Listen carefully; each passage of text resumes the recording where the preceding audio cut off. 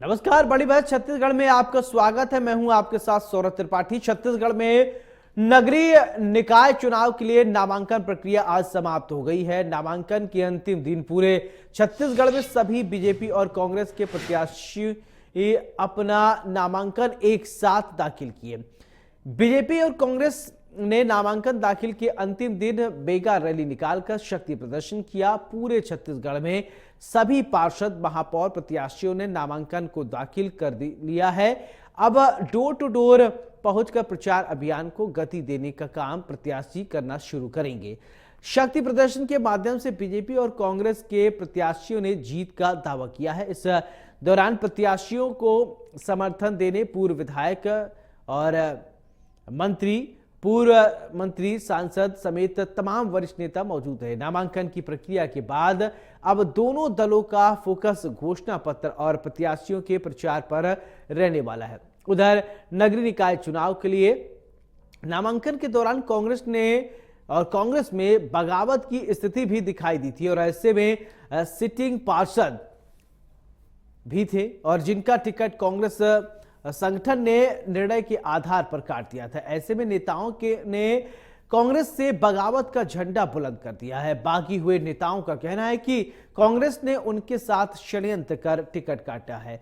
चयन समिति में सिंगल पैनल में नाम को पीसीसी में भेजा था, इसलिए उन्होंने निर्दलीय लड़ने का फैसला किया है। आज इसी मुद्दे पर विस्तार से चर्चा होगी। चर्चा के लिए हमारे साथ मेहमान जुड़ेंगे, लेकिन उससे पहले रायपुर सीट से कांग्रेस और बीजेपी के महापौर पद के प्रत्याशियों का क्या कुछ कहना है, सुनिए जरा। उसके बाद कई और प्रत्याशियों का बयान भी सुनाएंगे जो निकाय के रण में उतरकर जीत का दावा कर रहे हैं। देखिए, बहुत सारे परिवर्तन होंगे। एक तो जो अपराध हैं उनको बंद कर रहे हैं। चूंकि मैं साइकोलॉजिस्ट हूं तो मैं बहुत अच्छे से, एक ऐसा पहली बार हो रहा है कि एक महापौर प्रत्याशी अगर वो बनती है महापौर, तो एक साइकोलॉजिस्ट के रूप में मैं मेंटल हेल्थ के लिए और जो लोग हैं, जो युवा हैं, जो हमारी माताएं बहनें हैं, वो अपनी सारी बातों को मुझ पर भरोसा करके रख सकती हैं। क्योंकि एक काउंसलर जो होता है वो अपनी बातों को, किसी की बातों को वो बताते नहीं, अपने तक ही रखते हैं। तो एक बहुत अच्छी चीज़ है कि मैं एक काउंसलर हूँ और मैं समझ पाऊंगी, चाहे हमारे युवा हो, चाहे महिलाएं हो, उन सबकी बातों को समझ के फिर मैं एक अच्छा मेयर के रूप में सॉल्यूशन भी निकाल पाऊंगी। कि आज मेरे लिए बहुत हर्ष का दिन है, खुशी का दिन है। मेरे माननीय मुख्यमंत्री जी, भारतीय जनता पार्टी, पूरा परिवार, सबका मैं बहुत धन्यवाद करती हूँ जिन्होंने महापौर के प्रत्याशी के रूप में मुझे चुना है। आपके माध्यम से मैं अपने परिवार, भारतीय जनता पार्टी परिवार को ये विश्वास दिलाती हूँ कि एक सुंदर रायपुर शहर की सौगात उनको दूंगी। एक्चुअली आपकी बातों का जवाब मैं 2 लाइन से देना चाहूँगी। बाबा साहब की 2 लाइन की, शिक्षा व शेरनी का दूध है, जो पिएगा वो जरूर गुर्राएगा। तो शिक्षा के साथ मैं शिक्षाविद की श्रेणी में आती हूँ, मेरा परम सौभाग्य है। और मुझे लगता है कि समाज का प्रतिनिधित्व करने के लिए शिक्षा के साथ अगर मैं आती हूँ तो नगर पालिका निगम की जो सुव्यवस्था है उसको बहुत सुचारू और सरल बनाया जा सकता है। जो भी पार्षद रहा हूँ, लगभग काम जो किए हैं और कांग्रेस के विपक्ष में रह के जो काम किए हैं, उसके जो डबल इंजन की हमारी जो भारतीय जनता पार्टी की सरकार है उसमें प्रगति से और जल्दी से जल्दी जो कार्यक्रम हम लोग जो छूटे हैं और जो कांग्रेस शासन में नहीं करा गया, उस सभी काम को हम लोग कराना चाहेंगे। जैसे खेल मैदान है, खेल मैदान का सौंदर्यीकरण है, तालाबों का सौंदर्यीकरण है और बेहतरीन जो रायपुर स्मार्ट सिटी में जो काम हुआ है वो पूरा हमारे वार्ड में काम करके दिखाएंगे। देखिए, मुद्दे तो नगर निगम के मुद्दे तो कॉमन जो होते हैं वो तो है ही हैं, रोड नाली सफाई। लेकिन मैं आपको बता दूं कि पिछले 10 वर्ष से वहां पर कमल फूल पार्षद हमारी रही है, सरिता आकाश दुबे जी। इतना विकास का कार्य वहां पर हुआ है, तो हम विकास कार्य को आगे बढ़ाएंगे, साथ साथ स्किल डेवलपमेंट का काम करेंगे जिससे युवाओं को रोजगार मिले, महिलाओं को रोजगार मिले। देखिए, मुद्दा तो बहुत है और अपने पास विकास भी बहुत है। जो भारतीय जनता पार्टी ने विकास किया है आज तक किसी ने किया है। हमारी डबल इंजन सरकार है, महिलाओं के लिए इतना योजनाएं हैं, बहुत योजनाएं हैं जो बोलते बोलते मैं थक जाऊंगा। और सभी के लिए योजनाएं हैं, मैं बोलते बोलते थक जाऊंगा और खत्म भी नहीं होगा। हम इसी मुद्दे को लेकर जाएंगे और भारतीय जनता पार्टी का निश्चित रूप से जीत होगा, विजय होगा।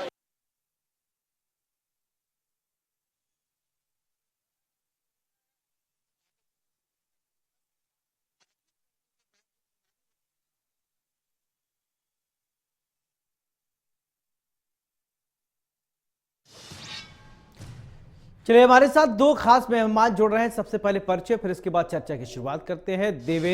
गंधर्व देवेंद्र पांडे हमारे साथ बीजेपी के प्रवक्ता हैं, बहुत बहुत स्वागत है। आशीष यादव जी प्रवक्ता हैं कांग्रेस के, बहुत बहुत स्वागत है आप दोनों मेहमानों का।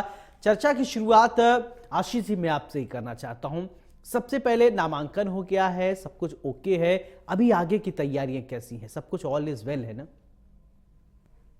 डेफिनेटली सब कुछ ऑल इज वेल है। और कांग्रेस पार्टी लगातार नगरीय निकाय चुनाव में बेहतरीन प्रदर्शन करते हुए आई है पिछले 3 चुनाव में, और हमें पूरा यकीन है कि हम आगे अपना परफॉर्मेंस रिपीट करेंगे। इसमें 1 साल जो भारतीय जनता पार्टी का कुशासन रहा है, कानून व्यवस्था और स्वास्थ्य व्यवस्था और धान में यू टर्न और काफी सारी चीजों में वादा खिलाफी हमें थोड़ा एडवांटेज जरूर देगी। और साथ ही साथ स्थानीय मुद्दों का चुनाव है। नगरीय निकाय चुनाव सबसे जटिल चुनाव होता है किसी भी जनप्रतिनिधि के लिए। स्थानीय मुद्दे होते हैं, उस जनप्रतिनिधि की छवि से लेकर उसका संवाद जनता के बीच कैसा रहता है, इन सब चीजों पर निर्भर करता है। यही सब देखकर पार्टी ने टिकट दिया है उम्मीदवारों को। हम अपेक्षा करते हैं कि वो जीत कर आएंगे। चलिए ठीक है। गंधर्व देवेंद्र पांडे जी, चलिए अब आप बताइए कि कैसी तैयारियां हैं? सब कुछ ओके है? क्योंकि शक्ति प्रदर्शन भी हो गया, अब डोर टू डोर कैंपेन की बात होगी, डोर टू डोर जाएंगे। रणनीतियां कैसी चल रही हैं आप लोगों की? सब ठीक है? देखिए, निश्चित तौर पे भारतीय जनता पार्टी किसी भी चुनाव को गंभीरता से लेती है और उसी के आधार पर हमने पूरी तैयारी दिसंबर के पहले से, जैसे ही रायपुर दक्षिण का उपचुनाव हुआ तब से ही प्रारंभ कर दी थी। हमने उसी प्रकार से, आप जब देखेंगे हमारी बूथ की समितियां हो या सभी कार्यकर्ता हो, आज जो आपने रैली में हुजूम देखा जगह जगह पर, तो हमारे पूरे कार्यकर्ता चार्ज अप हैं। और जिस प्रकार से हमने पिछले 3 चुनाव से विजयश्री प्राप्त की है, मुझे पूर्ण विश्वास है कि छत्तीसगढ़ की जनता, जो पिछले 5 साल में जब भूपेश बघेल जी की सरकार थी और निगम में कांग्रेस की सरकार थी, तो उसके खिलाफ एक उनके प्रति मन में अभी भी रोष है, जिसका फायदा निश्चित तौर पे हमको मिलेगा। और जो बहुत सारी मूलभूत सुविधाएं हैं, जैसा कि हमारे भाई आशीष यादव जी ने कहा कि ये चुनाव एक व्यक्तिगत चुनाव होता है, किस प्रकार से व्यक्तिगत संबंध है, किस प्रकार से क्षेत्र में आपका अपना प्रभाव है, वो सारी चीजों को देखते हुए प्रत्याशी तय किए गए हैं और निश्चित तौर पे वे सभी लोकप्रिय प्रत्याशी हैं। अब जनता अपना फैसला आने वाले दिनों में देगी और निश्चित तौर पे एज अ राजनीतिक दल हम सभी जाएंगे जनता के बीच में। और उनके क्या विषय, हमने आपने पूर्व में देखा होगा, हमने एक टोल फ्री नंबर जारी किया था जिसमें जनता अपनी मांगे हम तक पहुंचा रही है। उसके आधार पर हम अपना घोषणा पत्र तैयार करेंगे ताकि जो जनहित के मुद्दे हैं उनको हम हमारे घोषणा पत्र में शामिल कर सके। जो निगम के काम होते हैं उसके अलावा जो जनता की अपेक्षा है उसके तहत हम अच्छे से अच्छा कार्य कर सकें। और जैसा कि हमारे प्रत्याशी आदरणीय मीनल चौबे जी ने कहा कि एक स्वस्थ और सुंदर और बहुत ही देश में प्रसिद्ध हो, इस प्रकार के रायपुर का निर्माण करने का स्वप्न लेकर के हम निगमों में भी अपनी सरकार बनाने के लिए प्रतिबद्ध हैं। बिल्कुल। आशीष जी, देखिए, भारतीय जनता पार्टी निगमों में अपनी सरकार बनाने को लेकर प्रतिबद्ध है और आप लोग भी होंगे।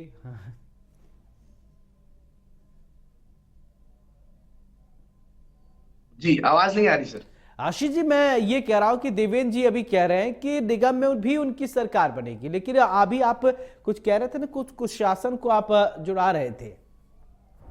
जी देखिए, 1 साल बड़ा ही अजीब सा सिचुएशन आ जाता है जब भारतीय जनता पार्टी नगर निगम चुनाव लड़ती है और ये कहती है कि कांग्रेस ने घोषणा पत्र जो है लोगों से मंगाया नहीं। कांग्रेस पार्टी कभी भी जो है विधानसभा और लोकसभा में जनता से सुझाव लेकर घोषणा पत्र बनाती है, नगरीय निकाय चुनाव में नहीं।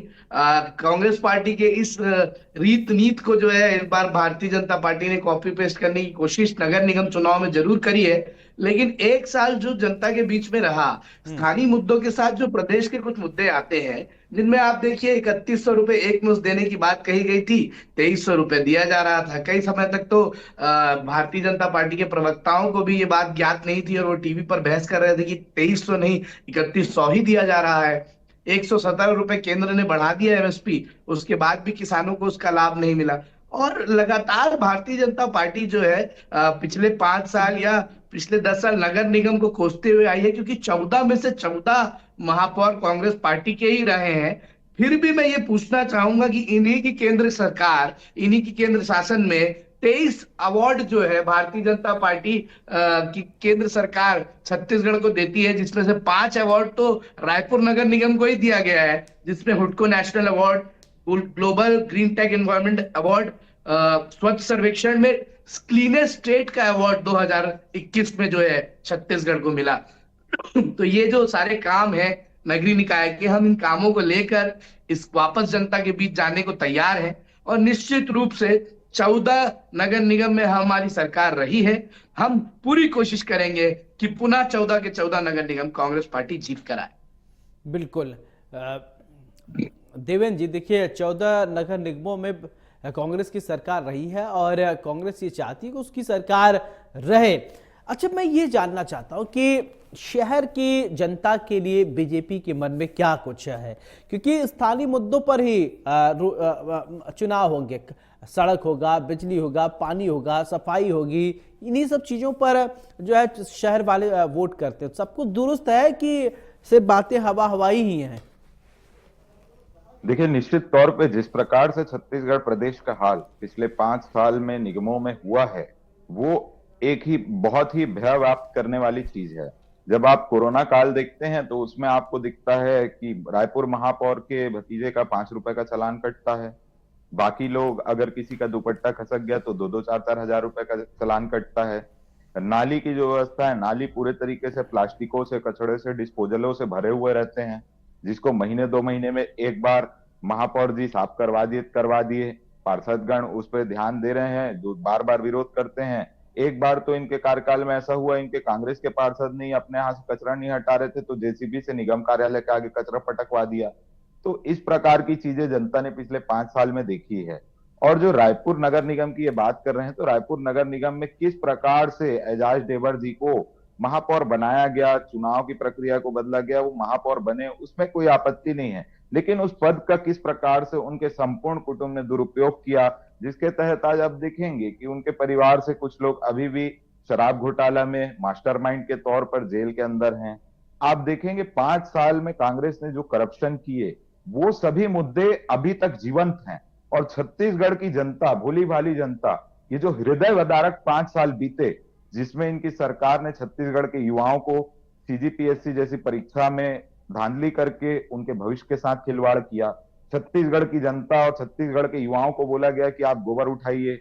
जब बाहर से कोई प्रदेश में आता था तो स्टेशन में बड़े बड़े बैनर लगा कर रखे थे, गोबर उठाइए, इतना रुपए पाइए। तो इस प्रकार की जब स्थिति इन्होंने छत्तीसगढ़ की बना दी थी, अब गोबर उठाने में कोई आपत्ति नहीं है भाई, जिसका अपना मन होगा वो उठाएगा। उसको एक योजना के तहत इन्होंने उन युवाओं के साथ अत्याचार किया, राजीव युवा मितान क्लब के नाम में अपने कार्यकर्ताओं को पोसने का काम किया। तो इस प्रकार के विभिन्न मल्टी भ्रष्टाचारी मनी स्पिनर योजनाओं का निर्माण किया। इनके पूर्व नगरीय प्रशासन मंत्री जो सभी निगमों का काम देखते थे, उन्होंने तो एक सामुदायिक भवन पर ही कब्जा जमा लिया था। उसको जब आप देखेंगे तो उन्होंने जब अपना बंगला खाली किया तो आरोप लगे कि नल की टोटी तक के चोरी हो गई। तो इस प्रकार की चीजें जनता के समकक्ष हैं। और स्थानीय मुद्दों में आप देखेंगे तो पूर्व में भी हमने बहुत बार प्रदर्शन किया, शहर में डेंगू, मलेरिया, इस प्रकार की चीजें फैलने लग गई। उसके बाद विभिन्न प्रकार की चीजें, कई बार निगम कार्यालय का घेराव हुआ, जिसमें जनता ने भी, आम जनता ने भी कार्यकर्ताओं के अलावा बढ़ चढ़कर हिस्सा लिया। आप देखेंगे किसी के अतिक्रमण का जो माहौल पूरे रायपुर शहर में और पूरे नगरीय क्षेत्रों में जिस प्रकार हो गया था कि अवैध अतिक्रमण इस हद तक बढ़ चुका था, अब उसमें आप देखेंगे नगरीय प्रशासन मंत्रालय की ओर से टीम प्रहरी लगाई गई। वो कार्रवाई करते हैं तो ये सहानुभूति की राजनीति करने लग जाते हैं, और जब अतिक्रमण होता है तो ये उसे संरक्षण देते हैं। जिस प्रकार से पिछले 5 साल में गली गली नशा, आपका गांजे का नशा हो, नशीली टेबलेट का व्यवसाय हो, नकली शराब का व्यवसाय हो, ये सब चीज पहुंचाने का काम किसी ने किया निगमों में, तो ये कांग्रेस की नगर निगम के शासन और उनके संरक्षण ने किया। तो ये सभी चीजें छत्तीसगढ़ की जनता के दिल और जहन में बैठ चुकी है। इसी का उदाहरण है कि अभी हम सदस्यता अभियान चला रहे थे, उसमें आप देखेंगे कि 60 लाख से अधिक सदस्य भारतीय जनता पार्टी में के बने हैं, जो कि छत्तीसगढ़ की आबादी के अनुपात में 1/4 हिस्सा होता है। तो इस प्रकार से बढ़ चढ़कर लोगों का भारतीय जनता पार्टी में प्रवेश करना, आप देखेंगे कि ये सभी चीजों को लेकर के हम जनता के बीच में हैं, और जनता अभी सिंगल वन एंड ओनली हमारे साथ है। और भाई अभी कह रहे थे कि किसानों से वादा खिलाफी की गई, तो उसके लिए 800 रुपए का हमने आचार संहिता लगने से पहले किसानों को ये जानकारी दे दी कि भैया आपका पैसा एक मुश्त कितने तारीख को पहुंचेगा। भाई महतारी वंदन योजना का हम पैसा दे ही रहे हैं 70 लाख महिलाओं को, हमने तो मोदी की गारंटी के इतने सारे वादे पूरे कर दिए। ये 5 साल शासन में थे, 500 रुपए महिलाओं को देने वाले थे, एक बार भी नहीं दिए। 2500 रुपए बेरोजगारी भत्ता देने वाले थे, वो उसमें भी अपने कार्यकर्ताओं से फॉर्म भरा के सिर्फ गिने चुने उन लोगों को दिए जो वास्तविक युवा बेरोजगार है, उन तक कोई योजना पहुंची ही नहीं। तो इस प्रकार से छत्तीसगढ़ की जनता जान चुकी है और समझ चुकी है, C for Congress, C for corruption, B for Bhupesh Baghel, B for भ्रष्टाचार। चलिए ठीक है आशीष जी, अब ABCD भी पढ़ा दिया देवेंद्र जी ने, थोड़ा उसका भी जवाब दीजिए, और आप कुछ कहना चाह रहे थे, बोलिए। इतनी सारी बातें हैं, मैं पता नहीं कहाँ से जवाब देना शुरू करूं। सबसे पहले जो छत्तीसगढ़ की अस्मिता की बात इन्होंने करी गोबर वाली, तो मैं आपको बताना चाहूंगा कि इसी गोबर परियोजना का, इसी गोबर जो गोबर खरीदी योजना थी, न्याय योजना, इसका जो है मोदी जी बखान करते हुए नहीं थक रहे थे राष्ट्रीय स्तर पर। तो ये ऐसी योजना थी जिनका बखान देश के प्रधानमंत्री खुले मन से कर रहे थे कि छत्तीसगढ़ की इस योजना को बाकी प्रदेशों में भी लागू किया जाना चाहिए। पता नहीं फिर कैसे भारतीय जनता पार्टी मोदी जी का ही विरोध करने निकल जा रही है। उसके बाद रही बात महतारी वंदन योजना की, जिस तरीके से सनी लियोनी के अकाउंट में पिछले 1 साल से पैसा जा रहा था, उसको हम सबने देख लिया। राजनांदगांव SI भर्ती में किस तरीके से 1 नंबर के पीछे 1 लाख की दलाली की जा रही थी, जो बच्चा रेस में दौड़ भी नहीं रहा था उसे 20 अंक दिए जा रहे थे, ये भी हमने इस 1 साल में देख लिया। एक साल में कानून व्यवस्था और कुशासन का इतना बंटाधार हो चुका कि विधानसभा घेराव भी पहले ही 1 साल में सरकार को देखना पड़ गया, अब सड़कों पर युवाओं को भी देखना पड़ गया। ये अभी नगर निगम का हवाला देते हुए नशाखोरी और कानून की बात कर रहे थे, अपराध बढ़ने की बात कर रहे थे। साहब, नशाखोरी और अपराध रोकना तो प्रशासन और कानून व्यवस्था का काम है ना। कोई महापौर तो जाकर जो है नशाखोरी नहीं रोकेगा, कानून का काम है, कानून को करना चाहिए। 1 साल से इनकी सरकार है, क्या कर रही है 1 साल से सरकार? निठल्ली बैठी हुई है क्या? उसके अलावा मैं आपको बता दूं, जो इन्होंने कहा 500 रुपए में सिलेंडर अभी मिल रहा है छत्तीसगढ़ में? नहीं मिल रहा है। क्या 1 साल में 1 लाख युवाओं को जो रोजगार देने की बात कही थी इन्होंने, सरकार ने पूरी कर दी है क्या? बिल्कुल नहीं की है। अभी टीवी पर ये कह रहे थे कि 800 रुपए हमने देने का वादा कर दिया है, और जो एक मुश्त 3100 देने का प्रधानमंत्री जी का दावा था, भैया मोदी जी की गारंटी थी एक मुश्त 3100 रुपए दिया जाएगा। एक मुश्त का मुझे जो मतलब पता है वो होता है 1 बार में। अभी खुद ही ये 2 बार में देकर उसको दोहरा रहे हैं, और जो 117 रुपए बढ़े हुए हैं, 1,35,000 क्विंटल जो है धान खरीदी की है सरकार ने। अब इसे आप गुणित कर लीजिए 117 रुपयों से, कितने हजार करोड़ रुपए होंगे, उतना कहां गबन हो गया, और उस फंड का कहां जाएगा, जब देश के सभी किसानों को बढ़ी हुई MSP का लाभ मिल रहा है, बढ़े हुए 117 रुपए का लाभ मिल रहा है, तो छत्तीसगढ़ का किसान उस लाभ से वंचित क्यों है? बताइए देवेंद्र जी, छत्तीसगढ़ का किसान उस स्पष्टीकरण। लाभ से क्यों वंचित है? ठीक है आशीष जी, आपकी बात मैं पूछ देता हूं, जवाब दीजिए।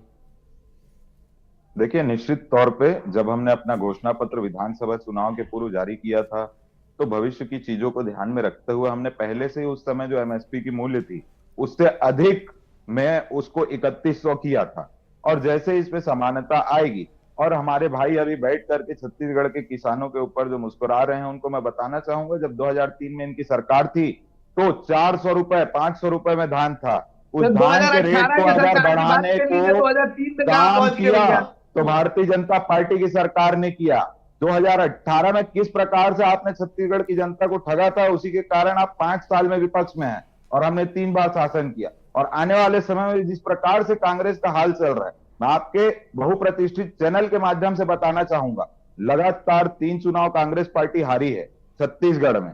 उसके बावजूद भी आप देखें, विधानसभा चुनाव इनके प्रदेश अध्यक्ष जी हमारे मंडल अध्यक्ष से हार गए, फिर उसके बाद लोकसभा चुनाव में मुंह दिखाए, फिर रायपुर दक्षिण उपचुनाव में हार गए, और अभी मैं आपके चैनल में बैठ के वादा करता हूं कि ये नगर निगम के भी विभिन्न चुनाव हारेंगे। और आपका इसको एक कारण भी बताता हूं कि बूथ स्तर पे जितने प्रदेश में बूथ हैं, उतने सक्रिय कार्यकर्ता कांग्रेस पार्टी में है ही नहीं। ये बूथ में जब चुनाव होता है, डोर टू डोर जाना रहता है, तो ये पेड वर्कर्स लेके आते हैं। उन पेड वर्कर्स के द्वारा ये लोगों के घर विजिट कराते हैं। जब वोटर पर्ची देने की बारी आती है तो इनके कार्यकर्ता नहीं जाते, विभिन्न अपार्टमेंट्स में वो एजेंट पहुंचते हैं और उसको नीचे गार्ड के पास या कहीं छोड़ के आ जाते हैं। तो इस प्रकार की तो दयनीय स्थिति है कांग्रेस की छत्तीसगढ़ प्रदेश में। और अभी भाई साहब बात कर रहे थे छत्तीसगढ़ के हाल की 1 साल, तो 1 साल से जो इन्होंने अपने केंद्र की टीम के टूल किट का प्रयोग छत्तीसगढ़ में किया है, वो छत्तीसगढ़ की जनता ने देखा कि हर गंभीर आरोप के पीछे कहीं ना कहीं युवा कांग्रेस, कहीं ना कहीं एनएसयूआई, कहीं ना कहीं कांग्रेसी लिंक, इस प्रकार की चीजें आती है। देश में पहली बार एसपी ऑफिस अगर जल गया तो उसमें जो वहां पर भोले भाले वहां के सतनामी लोगों को भड़काने का काम अगर किसी ने किया, देवेंद्र यादव जी ने, वो जेल में हैं, इनके विधायक हैं। अभी वो कौन से आजाद पार्टी के नगीना से सांसद जी आए थे, वो आए जेल में, उस समाज के जो लोगों ने जो थोड़ा भी कानून का उल्लंघन किया था, जिसके तहत कानूनी प्रक्रिया चल रही है, उनसे मुलाकात की। उनसे जब पूछा गया कि भाई आप आए तो विधायक जी से नहीं मिले क्या, तो उन्होंने बोल दिया भाई उनका आवश्यकता क्या थी, भाई उनको कौन है मैं नहीं जानता। तो ये तो इस तरह पीछे से, और इसके बाद कांग्रेस पार्टी बयान आता है कि हम उनके पीछे हैं। तो आप ये सोचिए, जो पार्टी देश में अपने आप को सेंट्रल पार्टी बोलती है, वो जिस प्रदेश में किसी ठीक है, आशीष पार्टी जी का कुछ कहना अस्तित्व चाहें, नहीं ठीक है, है, ठीक। एक मुद्दे में उसके पीछे आने के लिए तैयार हो जाती है। इनका क्या स्तर है अब? ठीक है, बोलिए बोलिए आशीष ये जी, बोलिए। सेंट्रल पार्टी बोलती नहीं है साहब, सेंट्रल पार्टी हम हैं और हम देश की पहली पार्टी हैं। आप दो सांसद के साथ थे, तभी भी हम आपका सम्मान लोकतंत्र में करते थे और आज भी करते हैं। दूसरी बात रही विधायक देवेंद्र यादव जी की बात, मामला कोर्ट में है, न्यायालय का फैसला अंतिम एवं सर्वमान्य होगा और जिसने भी इसके पीछे षड्यंत्र किया होगा, कोर्ट उन्हें बिल्कुल सजा देगी और जो बेगुनाह होगा वो बाहर जरूर आएगा। लेकिन क्या गृह मंत्री इस बात पर खेद जताते हैं? ठीक है। क्या इस बात पर चूक हुई? ये कहते हैं कि चलिए, ये नहीं होना चाहिए था, ठीक है। ये अप्रिय घटना है, ये ऐसी घटना चलिए, घटनी आरोप नहीं प्रत्यारोप चाहिए। तो ठीक है आशीष जी, देवेंद्र जी, अब ये तो शहर की सरकार बनेगी कैसे, ये जनता बखूबी समझती है। आप दोनों मेहमानों को बहुत बहुत शुक्रिया हमारे साथ डिबेट में जुड़ने के लिए और बड़ी बहस में चर्चा करने के लिए। तो अब कांग्रेस ने भी शक्ति प्रदर्शन किया, बीजेपी ने भी शक्ति प्रदर्शन किया, अब डोर टू डोर कैंपेन होने है। अब किसके वादे जनता को कितना भाता है, सबसे इंपॉर्टेंट बात यही होगी। शहर की सरकार किसकी बनेगी, ये बहुत ही महत्वपूर्ण है। इसको लेकर थोड़ा इंतजार करिए और देखिएगा किसके बात में कितना ज्यादा दम है, उसी की सरकार बनेगी। जनता किसको से माथे पे बैठाती है, ये तो जनता को ही तय करना है। बड़ी बहस में मेरे साथ फिलहाल इतना ही। नमस्कार।